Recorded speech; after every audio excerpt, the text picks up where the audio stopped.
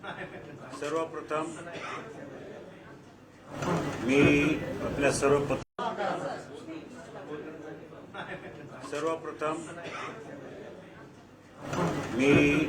सर्व पत्रकार बांधवांचं भगिनींचं सहर्ष स्वागत करतो।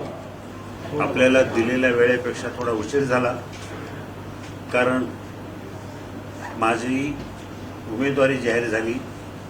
ज्या दिवशी राष्ट्रवादी काँग्रेस पक्षामध्ये प्रवेश झाला त्यानंतर दौरे वाढत गेले, गावभेटी वाढत गेल्या। आज योगायोगानं हडपसर विभागामध्ये राष्ट्रवादी काँग्रेस पक्षाबरोबर एक बैठक झाली। आमचे सगळे कार्यकर्ते त्या ठिकाणी उपस्थित होते। आमदार चेतन तुपे त्या ठिकाणी उपस्थित होते। ती बैठक जवळजवळ तास 2 तास चालली। राजलक्ष्मी भोसले त्यांच्या निवासस्थानी। त्यानंतर नगरसेवक मारुती आबा तुपे यांच्या कार्यालयाला भेट दिली। तिथं नंतर इफ्तार पार्टीला एका मशिदीमध्ये कार्यक्रम झाला। नंतर माझे सहकारी प्रमोद नाना तुपे यांनी आता नाना तुपेच यायला लागले, विसरू नका लगेच।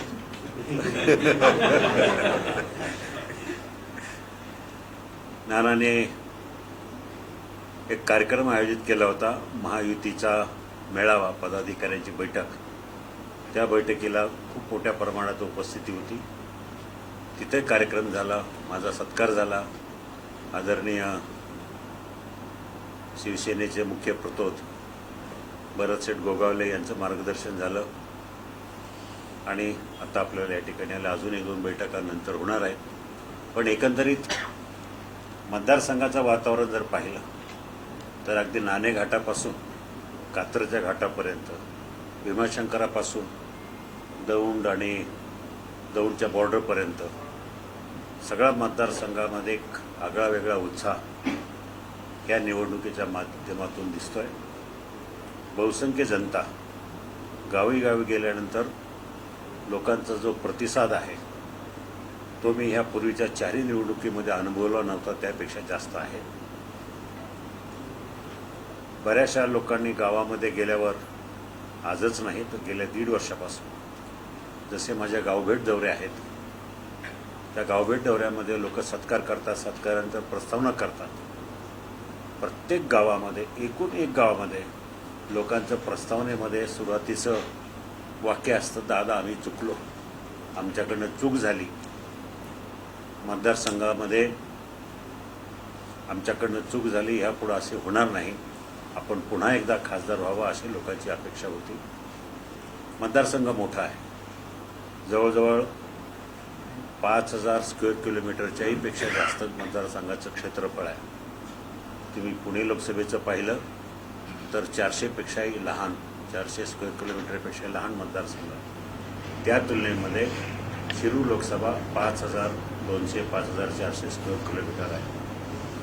600 गावं, 4,500 वाड्या वस्त्या, 2 महानगरपालिका, 6 नगर परिषदा, इतका मोठा व्याप असून सुद्धा मी मतदारसंघातल्या एकही गाव, एकही वस्ती, एकही वाडी सोडली नाही की जिथं मी व्हिजिट केली नाही। आणि गेल्या 1.5 वर्षामध्ये मला खऱ्या अर्थानं लोकांमध्ये जाण्याची संधी मिळाली। ती आमचे मुख्यमंत्री आदरणीय एकनाथभाई शिंदे यांनी जी ताकद दिली विकास कामाच्या माध्यमातून, देवेंद्रजी फडणवीस यांनी जी ताकद दिली, आणि आता अर्थमंत्री सन्माननीय अजितदादा पवार यांनी जे पाठबळ दिलं, या तिघांच्या पाठबळामुळे मी जवळजवळ 1,500 ते 1,600 कोटी रुपयाची कामं अवघ्या 18 महिन्यामध्ये करू शकलो आणि प्रत्येक गावामध्ये पोहोचलो। जवळजवळ 400 गावांमध्ये मी निधी देऊ शकलो। DPDC असेल, दलित वस्ती सुधारणा योजना असेल, आदिवासी विभागाचा निधी असेल, 25-15चा निधी असेल, बजेटचा निधी असेल, या सगळ्या निधीच्या माध्यमातून लोकांपर्यंत पोहोचण्याचं काम झालं। नगर विकासचा एक मोठा निधी आहे, जवळजवळ 400-500 कोटी रुपयाच्या 4-5 पाण्याच्या योजना, या चाकणची 170 कोटी, शिरूरची पाणी योजना 70 कोटी, जुन्नरची 26 कोटी, मंचरच्या योजना, हे सगळं बघितलं तर मोठ्या प्रमाणामध्ये पाठबळ मिळालं। आदरणीय मुख्यमंत्र्यांनी मला वारंवार सांगत राहिले की तुम्ही मतदारसंघामध्ये लोकांमध्ये राहा, तुम्हाला तुमच्या कार्याची पोचपावती मिळेल, असं अनेक वेळा त्यांनी सांगितलं।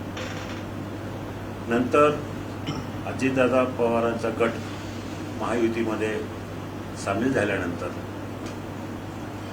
जागांच्या वाटपाच्या ज्यावेळी प्राथमिक चर्चा व्हायला लागल्या, त्या चर्चा होत असताना आदरणीय मुख्यमंत्र्यांनी स्पष्ट सांगितलं की ही जागा आपण कुठल्याही परिस्थितीत आपल्याकडे ठेवू, कारण मी 5 वर्ष काम करतो आहे। त्यामुळं त्यांनी प्रयत्न केला, पण नंतरच्या काळामध्ये अनेक बैठका झाल्या, अनेक वाटाघाटी झाल्या। शिरूर लोकसभा मतदारसंघाची जी इक्वेशन आहे त्यामध्ये त्यांचे 5 आमदार, शिवसेनेचा एकही आमदार नसल्यामुळं तर त्यांना तो एक मुद्दा मिळाला आणि त्या मुद्द्यावर ही जागा तिन्ही पक्षांना, देवेंद्रजी असतील, अजितदादा असतील आणि मुख्यमंत्री यांनी ठरवून ही जागा राष्ट्रवादीच्या वाट्याला गेली। पण ती जात असताना तिघांनी ठरवलं की सहमतीचा उमेदवार म्हणून ह्या मतदारसंघामध्ये शिवाजी आढळराव यांना उमेदवारी द्यावी, राष्ट्रवादीकडनं उमेदवारी द्यावी, घड्याळाच्या चिन्हावर लढावं, अशा प्रकारचा सहमतीचा उमेदवार म्हणून मला त्यांनी त्या ठिकाणी फायनल केलं। आता काही लोक टीका करतात की मी पक्ष बदलला, चिन्ह बदललं, अमुक बदललं, पण माझा 26 मार्च रोजी राष्ट्रवादी काँग्रेस पक्षामध्ये प्रवेश झाला, पण त्यावेळची घटना मी तुम्हाला सांगतो, एक आगळा वेगळा प्रवेश होता तो ह्या अर्थानं की मी महायुतीतलाच उमेदवार आहे। महायुतीतल्या एका घटकातून दुसऱ्या घटकात जात असताना माझ्या मूळ पक्षाचा मुख्य नेते यांनी स्वतःहून मला परवानगी देऊन सांगितलं की आपण 5 वर्ष लोकांमध्ये फिरत राहिलात, लोकांची कामं करत राहिलात, तुम्हाला प्रवाहामध्ये राहण्यासाठी माझी इच्छा आहे की तुम्ही राष्ट्रवादी काँग्रेस पक्षाकडून लढावं। ही जागा आपल्याकडे आली असती तर प्रश्नच नसता, पण ही जागा आपल्याकडे नसल्यामुळं तुम्ही तिकडे जाऊन लढावं ही माझी इच्छा आहे। शिवसैनिकांनी म्हणजे त्या दिवशी माझ्या निवासस्थानापासून प्रवेशाचं ठिकाण जवळ 5 किलोमीटर होतं। मतदारसंघातल्या सगळ्या शिवसैनिकांनी माझ्या घरी गर्दी केली आणि रॅलीने मला मंचरमध्ये प्रवेश होता, शिवसैनिकांनी रॅलीने गाड्या लाईनीत लावून मला त्या ठिकाणी प्रवेशद्वाराच्या ठिकाणी सोडलं। ही घटना इतकी भावनिक घटना कधीच होऊ शकत नाही, अशा प्रकारचा माझा प्रवेश होता। एक भावनिक वातावरण होतं, काही शिवसैनिकांच्या डोळ्यामध्ये अश्रू येण्यासारखी परिस्थिती निर्माण झाली होती। इतकं आमचं घट्ट नातं 20 वर्षामध्ये मी शिवसेनेच्या धनुष्यबाणाशी एकनिष्ठ राहिलो आणि ह्या कारणास्तव शिवसेनेमध्ये राष्ट्रवादीमध्ये प्रवेश करावा लागला। राष्ट्रवादी काँग्रेस पक्ष माझ्यासाठी नवीन नाही, माझ्या जिल्ह्यामध्ये, माझ्या मतदारसंघामध्ये त्यांचं वावर चांगलं आहे।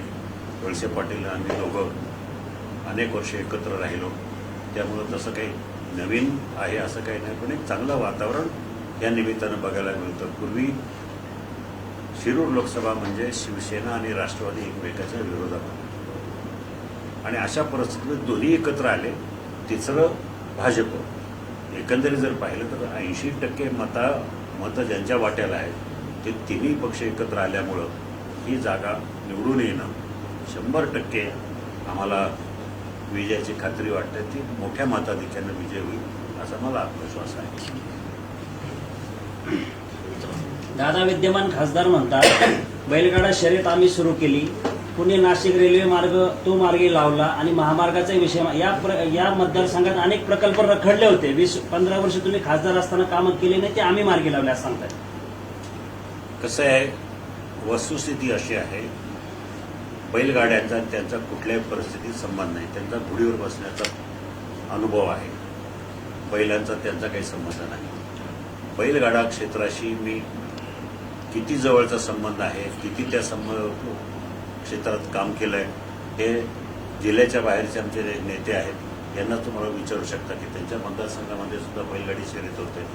महाराष्ट्राच्या कुठल्याही कानाकोपऱ्यामध्ये गेलं तर आपल्याला आढळून येईल की बैलगाडा क्षेत्रासाठी बंदी उठवण्यासाठी मीच काम केलेलं आहे। 2005ला पहिल्यांदा बंदी आली, त्यावेळेला मी औरंगाबाद खंडपीठाकडे जाऊन तिथं केस जिंकलो त्याच्यानंतर 2005 ते 2012 7 वर्ष बैलगाडा शर्यती सुरळीत चालू होत्या. 12ला पुन्हा बैलगाडा शर्यती बंद पडल्या. मी सुप्रीम कोर्टामध्ये जाऊन लढलो. सुप्रीम कोर्टामध्ये Shivaji Adhalrao Patil versus state government of Maharashtra अशी केसचा निकाल आज आपल्याला दिसेल. हा सुप्रीम कोर्टाचा आहे. त्यासाठी मी खर्च केले पैसे. मध्यंतरी 2014ला बंद झाल्यानंतर अनेक आंदोलनं झाली. माझ्या अंगावर जवळजवळ 3 ते 4 बैलगाडा केसेसच्या आंदोलनाच्या केसेस आहेत. त्यामध्ये एक केस तर त्यांनी 307 कलम लावले आहे. म्हणजे इतक्या मोठ्या प्रमाणामध्ये केसेस आहेत, आंदोलनं आहेत, कोर्ट कचऱ्या आहेत. या सगळ्या घटना जर पाहिल्या आणि कसं आहे बैलगाडा घाट आमच्याकडं घाट बांधावा लागतो. घाट रस्ता एक साधारण 8-10 लाख रुपये खर्च येतो. मी एकमेव खासदार आहे महाराष्ट्रामध्ये. कुठल्याच खासदारानं किंवा कुठल्याच आमदारानं बैलगाडा घाट बांधला नाही. आता यांनी श्रेय घेणाऱ्यांनी कुठंच बांधला नाही, काहीच नाही केलं. मी 42 गावांमध्ये बैलगाडा घाट बांधले. याच्यावरून आपल्याला माहिती आहे. आणि आता जी बैलगाडा केस जी बंदी उठली ती काय माझ्यामुळं नाही आणि कुलेमुळे नाही. ती राज्य सरकारनं चांगले वकील दिले, सुप्रीम कोर्टामध्ये केस मांडली. सुप्रीम कोर्टाच्या हिअरिंगमध्ये आपल्याला डिबेटमध्ये कागदपत्र उपलब्ध आहे. कर्नाटकमध्ये बैलगाडा केसेस चालू झाल्या, शर्यती चालू झाल्या, त्या माझ्या जुन्या केसचा आधार देऊन, माझ्या नावाचा आधार देऊन त्या केसेस चालू झाल्या. यांचा दाखव त्यांनी लोकसभेमध्ये भाषण केलं. एकदा नाही 2दा केलं. मी 4 वेळा लोकसभेमध्ये भाषण केलं. मी बैलगाडा शर्यती चालू व्हाव्या म्हणून कायदा बदली व्हावा, म्हणजे लोकसभेमध्ये किंवा विधानसभेमध्ये एखादा गहन विषय असेल, त्या विषयाला वाचा फुटत नाही, सरकार लक्ष देत नाही, अशा वेळेला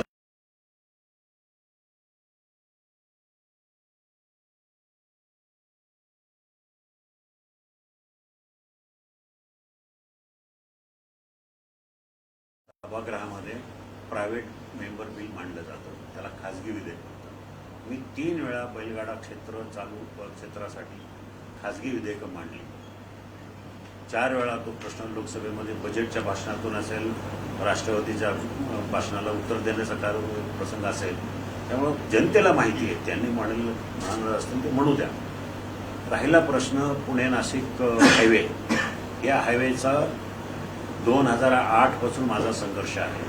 2008 पासून 2013 तत्कालीन काँग्रेस सरकारबरोबर माझे अनेक वेळा संघर्ष झाला. लोकसभेमध्ये झाला.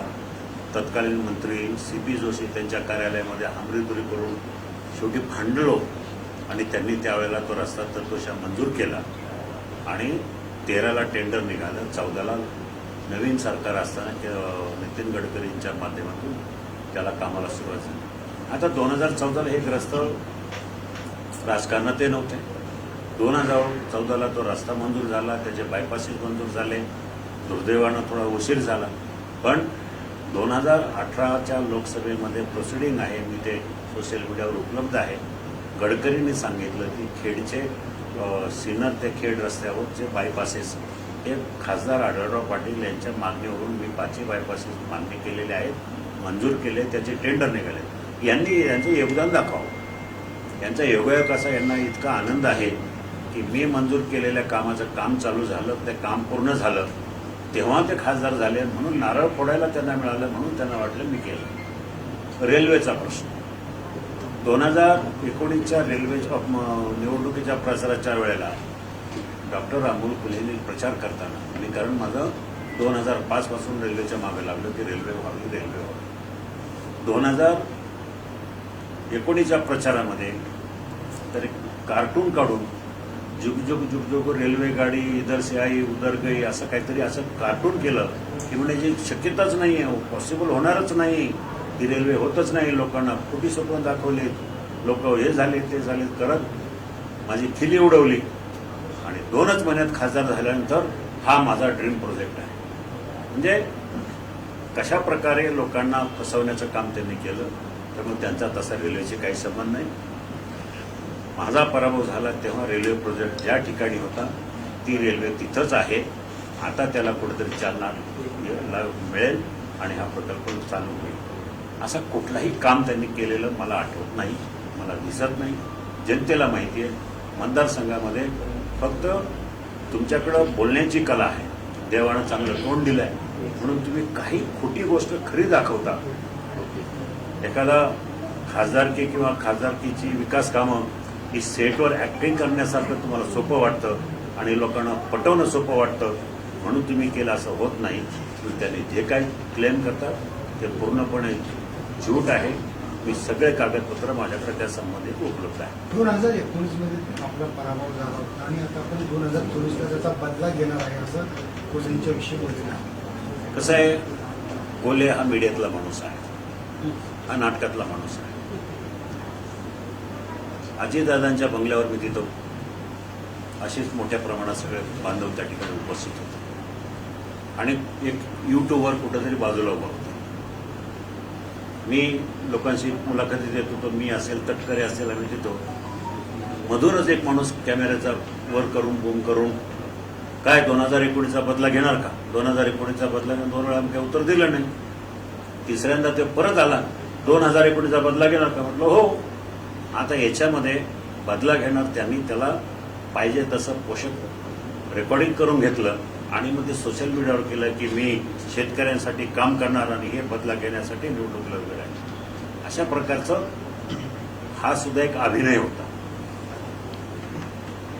कांदा निर्यात बंदीवर तुम्ही एकदाही दिल्लीला गेला नाही, सत्ता तुमची होती असे आक्षेप घेतला जातो.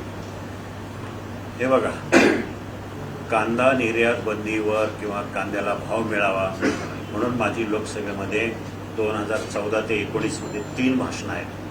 ह्या ग्रस्तांनी कुठेतरी ओझरता उल्लेख केलेला आहे. त्यांची 27 भाषणं आहेत, 29 भाषणं आहेत लोकसभेमध्ये 5 वर्षात. त्यापैकी ॲग्रिकल्चर विषयावर फक्त 2च भाषणं आहेत, ती सुद्धा वेगळ्या वेगळ्या, कांद्याचं काही नाही. 29 पैकी 2च भाषणं ॲग्रिकल्चर विषयावर आहेत. पण त्यांनी काय केलं, शेतकऱ्याचा एवढा कळवळ आला असेल, कांदा त्यांना आता का आठवला. 5 वर्षामध्ये शेतकऱ्यांना जसं काय कांद्याला चांगला भाव मिळत होता, आता 2-3 महिन्यापासूनच कुठेतरी शेतकऱ्यांना अडचण निर्माण झाली, असं चित्र भासवलं जात आहे. काही नाही, त्यांना वेळच नव्हता हो. कांद्याच्या प्रश्न आता लोकांना निवडणुकीला सामोरं जायचं, मग लोकांना पुढं काय देणार, मग कांद्याला भाव नाही, मग काहीतरी गणित निर्माण केलं की एकराला एवढा भाव, एकराला एवढा खर्च आणि तेवढा विक्रीतून तेवढा खर्च. हे फक्त दाखवण्यासाठी केलेलं आहे. कांद्याच्या भावासाठी मी कांद्याच्या माळा घालून मी सुद्धा आंदोलन केलेलं आहे. लोकसभेच्या आवारामध्ये कांद्याची माळा घालून आम्ही आंदोलन केलेली आहेत. त्यामुळं त्यांच्यापेक्षा ह्या प्रश्नावर मी जास्त अभ्यास केलेला आहे, मला अनुभव आहे आणि आंदोलन त्याच्यातूनच माझा राजकीय जन्म झालेला आहे. दादा, शिरूर मतदारसंघामध्ये वंचितनं आता उमेदवारी घोषित केलेली आहे, तर या उमेदवारीकडे तुम्ही कसं पाहता? हे बघा, वंचित बहुजन आघाडीनं माझ्या ह्यापूर्वीच्या 2 निवडणुकीमध्ये उमेदवार उभे केलेले आहे. त्यामुळे काय यावेळेला राहील आणि ह्यावेळेला गेल्या वेळेला तर 12 उमेदवार होते, यावेळेला जास्त राहतील. त्यात काय नवीन काही नाही, वंचित उभं राहणारच. मोठ्या प्रमाणात खासदार साहेब महागाई वाढलेली आहे, पेट्रोलचे दर वाढलेले आहेत, त्याचबरोबर तुमच्या मतदारसंघात हडपसरला मोठ्या प्रमाणात पाणी टंचाई सुद्धा आहे, वाहतूक कोंडी आहे. मला हाच प्रश्न तुम्ही सध्याच्या खासदारांना विचारायला पाहिजे होता. 5 वर्षात त्यांनी ह्या प्रश्नावर नक्की काय केलं, मी येणाऱ्या 5 वर्षात काय करेल हे मी तुम्हाला आता सांगतो. राहिला प्रश्न पाण्याचा, मगाशी मला बरीचशी शिष्टमंडळ सोसायट्यांची भेटली. पाण्याच्या प्रश्नाच्या संदर्भामध्ये आमच्या भागातली धरणं असतील, आमच्याकडे कळमोडी धरण आहे किंवा बाकीची धरणं असतील, भामासखेड आहे, इकडे खडकवासला आहे, अमुक आहे, तमुक आहे, या सगळ्या याच्यातून निदान ह्या हडपसरमध्ये आम्ही शेतीची पाणी कमी करून शहराला पाणी पुरवठ्यासाठी पाणी देतो. गेल्या 5-6 वर्षाचा ट्रेंड पाहिला तर शहरामध्ये पाण्याचा पुरवठा जास्त प्रमाणात होतो, पण त्याचं व्यवस्थित नियोजन झालं पाहिजे. माझे सहकारी प्रबंधनाने मला अनेक वेळा हा विषय माझ्या कानावर घेतला. धरणं आमच्याकडे आहेत, पण पाणी मिळण्यासाठी त्यांचं चांगल्या पद्धतीने नियोजन झालं पाहिजे आणि म्हणून मी तुम्हाला शब्द देतो की 6 महिन्यामध्ये याच्यावर काहीतरी ठोस निर्णय होईल आणि त्याला काम करायला सुरुवात होईल. राहिला प्रश्न ट्रॅफिकचा, ट्रॅफिकचा प्रश्न सगळ्यात अवघड, सगळ्यात अडचणीचा प्रश्न हडपसरमध्ये कुठला असेल तर ट्रॅफिकचा. त्याच्यामध्ये पॅरल रस्ते तयार करणं, अजून रस्त्याची बांधणी करणं, आखणी करणं हा एकमेव पर्याय. कुठं उड्डाणपुलं, कुठं फ्लायओव्हर्स, हे सुद्धा नियोजन झालं पाहिजे असं मला वाटतं आणि ते मी भविष्य काळामध्ये करेन. गोगोले साहेबांना प्रश्न आहे. गोगोले साहेब, रामदास कदम यांच्यावरती भूखंड घोटाळ्याचा आरोप गरबांनी केला. कोणी गेलाय? अनिल परब. परब भूखंड घोटाळ्याचा आरोप केला. ते पहिले नील झालेत का दुसऱ्यावरती आरोप करते? प्रश्न असा आहे, कोकणातलं वातावरण हे अत्यंत महायुतीला पोषक होत चाललेलं आहे आणि करता त्यांनी हा नवीन काहीतरी शोध लावलेला असेल असं मला वाटतंय. जर रामदासबाईंवरती करायचं होतं तर याच्या मागे ह्या वर्ष दीड वर्षामध्ये का नाही केलं असं मला वाटतंय. शिंदे साहेबांची जी शिवसेना आहे त्या संघटित संस्था पक्ष कमी खासदार भेटतात असा आरोप होतो. म्हणजे तुम्हाला एकूण जागा किती भेटतात? तुम्हाला कोण सांगितलं का तुम्ही जागा? आता नाशिकची जी जागा आहे त्या जागेविषयी आमचा जो कोटा आहे तो आमचा पूर्ण होईल. नाशिकच्या जागेची अदलाबदल होऊ शकते, परंतु जो काय रेशो आमचा आहे तो कमी होऊ शकणार नाही आहे ते तुम्हाला सांगतो. आणि शक्यता आहे उद्या सगळं डिक्लेअर. यवतमाळ, नाशिक, सिंधुदुर्ग यांचा वाद सुरूच आहे अजून, कारण यवतमाळचा वाद आमच्या मधलाच आहे. हा. तो इतर कोणाची मागणी नाही आहे. लक्षात आलं का? ती जागा आमचीच आहे. फक्त उमेदवार बदलायचा काय आहे. हिंगोलीची पण तशीच आहे, धैर्यशील मानेची पण तिथलीच आहे. उमेदवार बदलायचा पण शिवसेनेचाच उमेदवार असेल आमच्या बाळासाहेब. नाशिकचा सिंधुदुर्ग आणि नाशिक नाशिकचा तुम्हाला सांगितलं ना, एक दोन ठिकाणी जो प्रश्न आहे उमेदवार बदला. एक जागा त्यांनी मागितलेली आहे, नाशिकची जागा आहे, राष्ट्रवादी काँग्रेसने मागितलेली आहे भुजबळ साहेबांसाठी. त्याचा अत्यंत 3 दिवस चांगल्या प्रकारे विचार विनिमय चालू आहे आणि त्या विचार विनिमयातून मार्ग निघल. कोकणचं काय, पण सिंधुदुर्गच्या जागेबाबत अजूनही माहितीमध्ये सिंधुदुर्गाच्या जागेमध्ये आतापर्यंत जी काही तिकडचं वातावरण आहे त्या वातावरणाच्या अनुषंगाने आमची मागणी आहे आणि ती जागा आज जर पूर्वी जर पाहिली तर ती आमच्याकडेच असल्यामुळे आपल्या कार्यकर्त्यांनी, पदाधिकाऱ्यांनी सगळ्यांनी तिथं सांगितलेलं आहे. चुकीचं काय आहे नाही आहे. पण ज्या दिवशी वरून सगळ्यांचे आदेश येतील, 3 नेते आमचे, 2 उपमुख्यमंत्री, 1 मुख्यमंत्री, जे ठरवतील उमेदवार त्याचं आम्ही काम करू. भाजपच्या मुंबईमध्ये 2 जागेतली एक जागा तुमची जागा मागते, कल्याणमधली भाजप, की ती जागा आम्हाला द्या म्हणून. कदापि शक्य नाही आहे. दोन्ही जागा आम्ही देत नाही आहे आणि दोन्ही जागा या आम्ही लढवणार. हातकणंगलेचा उमेदवार बदलला जाणार का? धैर्यशील माने चर्चा चालू आहे. उमेदवार बदलला गेला तरी पण तो शिवसेनेचा असणार आहे. आमच्या बाळासाहेबांच्या शिवसेनेचा उमेदवार असणार आहे. तो इतर कुठल्या याचा नसेल ना भारतीय जनता पार्टीचा ना काय अडचणी आहेत? उमेदवारांची काय अडचणी आहेत? उमेदवार काय बदलावा लागतो? प्रचार पण सुरू केला. उमेदवार बदलावा का लागतोय याची काही कारणं जी काय 5 वर्षामध्ये करत असलेली त्यांनी कामाचं यांनी सांगितलं आढळरावांनी की आता मागचा जो खासदार आहे त्याला लोकच सांगतात बदला म्हणून. त्याप्रमाणे जर काय लोकांशी जनसंपर्क कमी असेल, मतदारसंघातले कामाकडे काय दुर्लक्ष असेल, पण जास्त मतदारसंघामध्ये लक्ष असणं प्रत्येक कोणी काय खासदार असणं आणि तिथले जे 6 आमदार असतात आपल्या जवळचे त्यांना बरोबर घेऊन जाणं हा महत्वाचा मुद्दा. महायुतीमध्ये एक पक्ष वाढले. जे आता उमेदवार तुम्ही घोषित केले त्यांचा संपर्क नाही का असं म्हणतात? ते आता मलाही काय सांगता येत नाहीये, कारण माझ्यापासून तो बराचसा लांब आहे आणि तो पश्चिम महाराष्ट्राकडे जातात. त्यामुळे आता आज आम्ही रात्री त्याची खातरजमा करतो आणि उद्या आपल्याला कळवतो. महायुतीमध्ये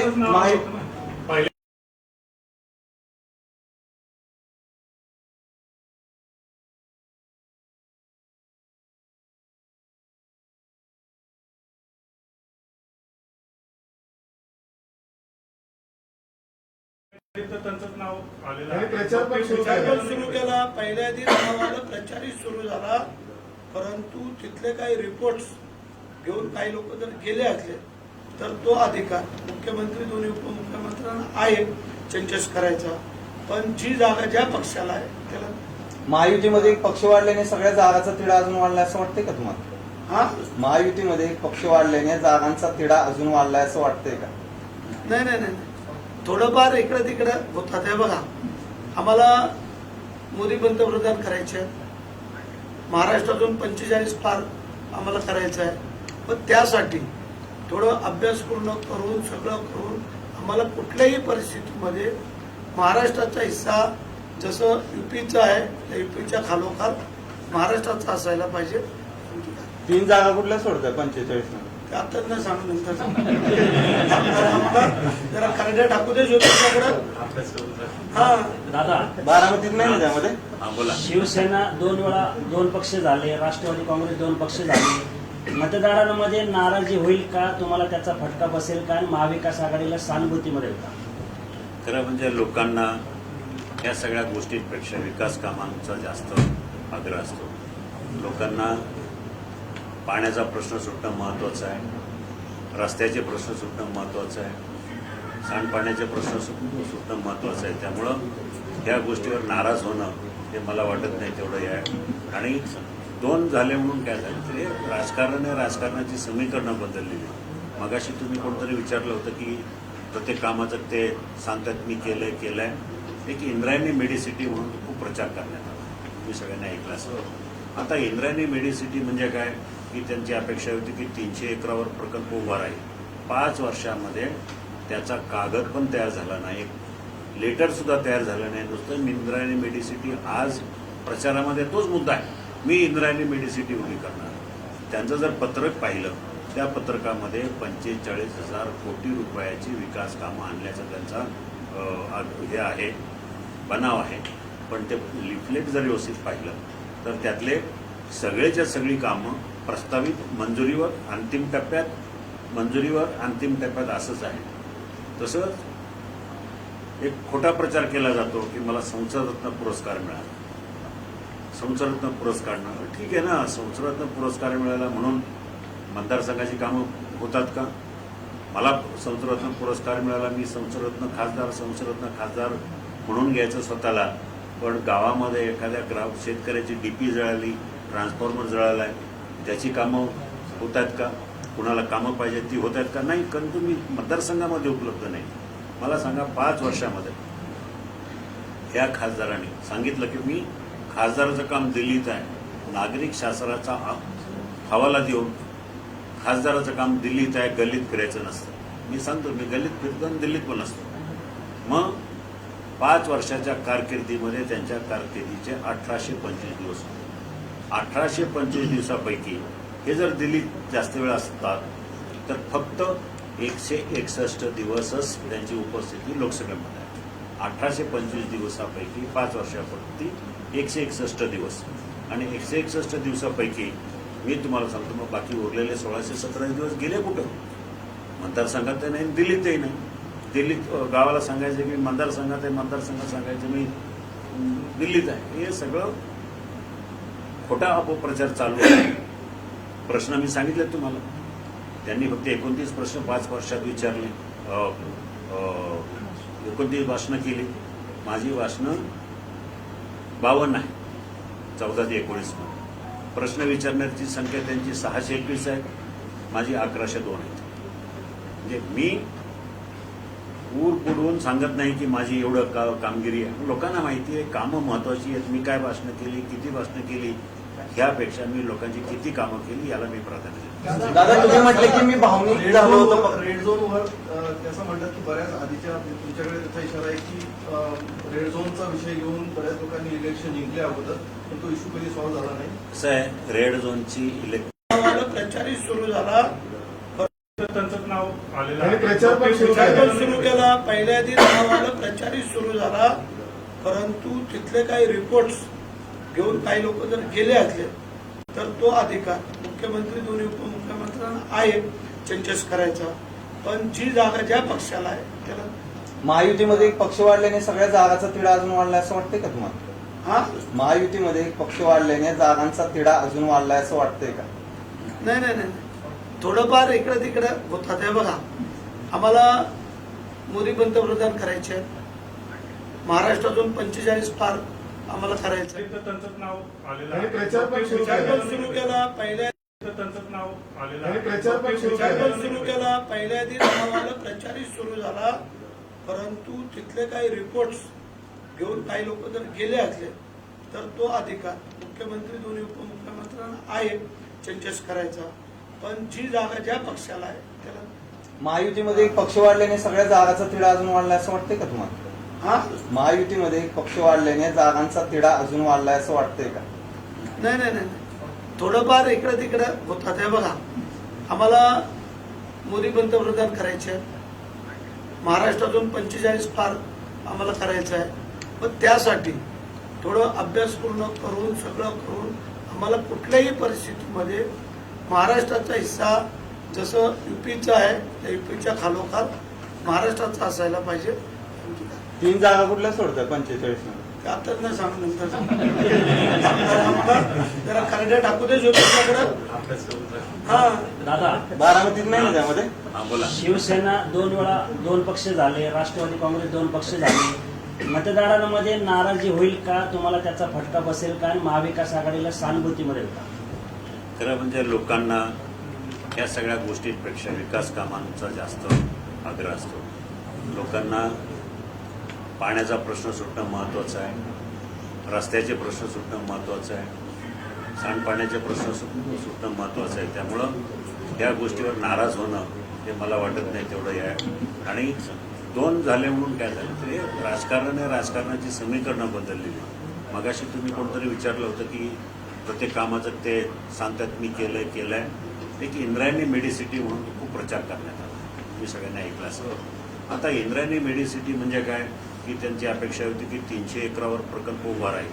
5 वर्षामध्ये त्याचा कागद पण तयार झाला नाही, लेटर सुद्धा तयार झालं नाही. नुसतं इंद्रायणी मेडिसिटी आज प्रचारामध्ये तोच मुद्दा आहे, मी इंद्रायणी मेडिसिटी उभी करणार. त्यांचं जर पत्रक पाहिलं त्या पत्रकामध्ये 45,000 कोटी रुपयाची विकास कामं आणण्याचा त्यांचा हे आहे, बनाव आहे. पण ते लिफलेट जर व्यवस्थित पाहिलं तर त्यातले सगळेच्या सगळी कामं प्रस्तावित मंजुरीवर अंतिम टप्प्यात असंच आहे. तसंच एक खोटा प्रचार केला जातो की मला संसदरत्न पुरस्कार मिळाला. संसदरत्न पुरस्कार मिळाला ठीक आहे ना, संसदरत्न पुरस्कार मिळाला म्हणून मतदारसंघाची कामं होतात का? मला संसदरत्न पुरस्कार मिळाला, मी संसदरत्न खासदार म्हणून घ्यायचं स्वतःला. पण गावामध्ये शेतकऱ्याची डीपी जळाली, ट्रान्सफॉर्मर जळाला आहे, त्याची कामं होत आहेत का? कुणाला कामं पाहिजे ती होत आहेत का? नाही. कारण तुम्ही मतदारसंघामध्ये उपलब्ध नाही. मला सांगा 5 वर्षामध्ये या खासदारांनी सांगितलं की मी खासदाराचं काम दिल्लीत आहे, नागरिक शासनाचा हवाला देऊन खासदाराचं काम दिल्लीत आहे, गल्लीत फिरायचं नसतं. मी सांगतो मी गल्लीत फिरतो आणि दिल्लीत पण असतो. मग 5 वर्षाच्या कारकिर्दीमध्ये त्यांच्या कारकिर्दीचे 1825 दिवस होते. 1825 दिवसापैकी हे जर दिल्लीत जास्त वेळ असतात तर फक्त 161 दिवसच त्यांची उपस्थिती लोकसभेमध्ये आहे. 1825 दिवसापैकी 5 वर्षापैकी 161 दिवस. आणि 161 दिवसापैकी मी तुम्हाला सांगतो मग बाकी उरलेले 1617 दिवस गेले कुठं? मतदारसंघात नाही, दिल्लीतही नाही. दिल्लीत गावाला सांगायचं की मतदारसंघात आहे, मतदारसंघात सांगायचं मी दिल्लीत आहे. हे सगळं खोटा अपप्रचार चालू आहे. प्रश्न मी सांगितले तुम्हाला. त्यांनी फक्त 29 प्रश्न 5 वर्षात विचारले, 29 भाषणं केली. माझी भाषणं 52 आहे 14 ते 19 मध्ये. प्रश्न विचारण्याची संख्या त्यांची 621 आहे, माझी 1102 आहे. म्हणजे मी ऊर पुढवून सांगत नाही की माझी एवढं कामगिरी आहे. लोकांना माहिती आहे कामं महत्वाची आहेत. मी काय भाषणं केली, किती भाषणं केली, ह्यापेक्षा मी लोकांची किती कामं केली याला मी प्राधान्य देतो. दादा तुम्ही म्हटले की मी भावनिक झालो होतो. रेड झोनवर त्याचं म्हणतात की बऱ्याच आधीच्या तुमच्याकडे त्याचा इशारा आहे की रेड झोनचा विषय घेऊन बऱ्याच लोकांनी इलेक्शन जिंकले अगोदर, पण तो इश्यू कधी सॉल्व्ह झाला नाही. कसं आहे, रेड झोनची विषय हा काही इलेक्शन जिंकण्याचा नाही, लोकांच्या भावनेचा नाही, अडीअडचणीचा विषय आहे. रेड झोनचा प्रश्न मी त्या संरक्षण मंत्रालयाच्या स्टँडिंग कमिटीवर काम केलेलं आहे. मी एक इस्टिमेट कमिटी असते की ज्यांना सगळे अधिकार असतात कायदे करण्याचे, त्या कमिटीला घेऊन मी रेड झोनच्या साईटवर घेऊन आलो होतो आणि त्यांनी स्पष्ट निर्वाळा दिला होता की हे काम होणार नाही. कारण स्फोटक जे आहेत रेड झोन भोसरी एरियामध्ये, स्फोटक खूप डेंजर आहे. ती RDX आणि त्याचे क्लास वगैरे जे असतात ती इतक्या डेंजर याच्यामध्ये आहे. तर त्यांना एकच प्रस्ताव मी दिला होता की हा जो साठा ठेवता तुम्ही मॅगझिन डेपो जो आहे तो इथून हलवा, बाकी दुसऱ्या राज्यात नाही, राजस्थानमध्ये नाही, तो एक त्याच्यावर प्रस्तावाचं काम चालू होतं. मग यांनी 5 वर्षात काय केलं? एकदा तरी संरक्षण मंत्र्याला भेटले का? काय नाही भेटले. मी तरी अनेक बैठका घेतल्या, मंत्र्यांना डिफेन्स मिनिस्टरला इथं घेऊन आलो, पंतप्रधानांना भेटलो, त्यांनी तर काहीच केलेलं नाही. दादा, आता सगळे जे अजितदादांच्या गटातले आमदार आहेत ते सगळं तुमचं काम करतील का? आणि दुसरा विषय असा आहे की तुमच्याकडे आता जे अमोल कोल्हे ते जे आरोप करतात की परदेशी दौऱ्यावरती असतात, देशातून असतात, तर त्याच्यात बाबत तुमची भूमिका काय असते? मी गेल्या 5 वर्षामध्ये परदेश दौऱ्यावर फक्त माझ्या कुटुंबावर एकदाच गेलेलो आहे.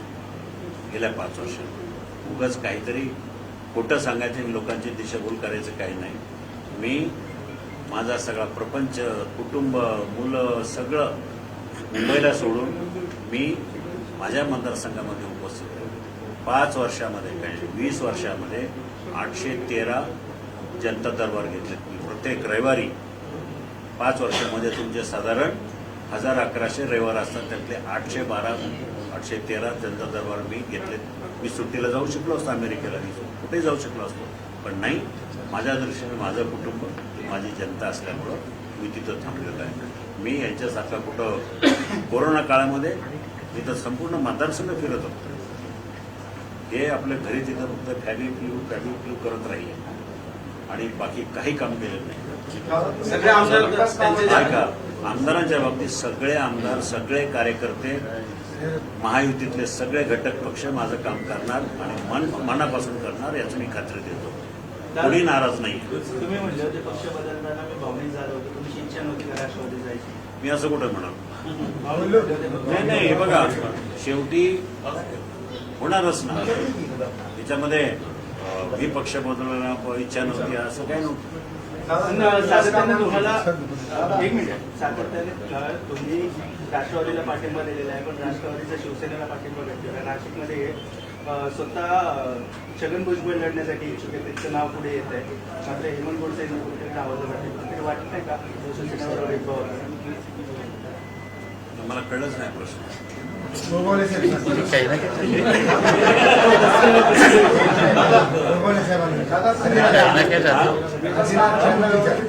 निवडणूक लढवण्याचा प्रयत्न करताय, मात्र विरोधकांकडे भावनिक राजकारण केलं जाते. नेमकं याच्यामुळे कारण काय? कारण त्यांनी विकास कामं केली नाही, त्यांना विजयाची खात्री नाही. आज पूर्वीचं होतं ते उमेदवार गावाला यायचे, ते लोक लाईन लावायचे. अशी परिस्थिती प्रचारामध्ये महिला डोक्यावर पदर घेऊन एक फरलांग लाईन लावायचे, पायाला पाडायचे, कारण महाराजांची प्रतिमा होती. आता त्यांना एखाद्या घरात जाऊन 4-4, 5-5 लोकांच्या समोर भाषण द्यावं लागतं. काल मी पाहिला ग्रामीण भागामध्ये आमच्या तालुक्यात दौरा होता. फक्त त्या घरामध्ये, त्या हॉलमध्ये 8 ते 9 लोक होते. त्याच्यासमोर त्यांनी अर्धा तास भाषण दिलं आणि निघून गेले. अशा प्रकारची परिस्थिती आहे. असं असल्यामुळं त्यांना ते भावनिक करणं सहजिक आहे, गरजेचं आहे. दादा, राष्ट्रवादीच्या चिन्हावरती मागच्या वर्षी तुम्ही त्याच्या विरोधात प्रचार केला, त्याच्या विरोधात निवडणूक लढवली. आज तुम्ही ते चिन्ह घेऊन लढताना, समोर जाताना तुम्हाला काय वाटतं? जे कोल्हेंना वाटतं तेच मला वाटतं. ते गेल्या वेळेला राष्ट्रवादीच्या घड्याळावर होते आणि आता वेगळ्या याच्यावर आहेत.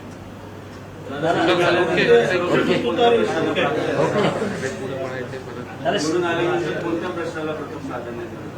माझ्या दृष्टीनं ह्या भागातला पाण्याचा प्रश्न, पुणे नाशिक रेल्वेचा प्रश्न, वाहतुकीचा प्रश्न आणि उरलेले हायवेचे प्रश्न.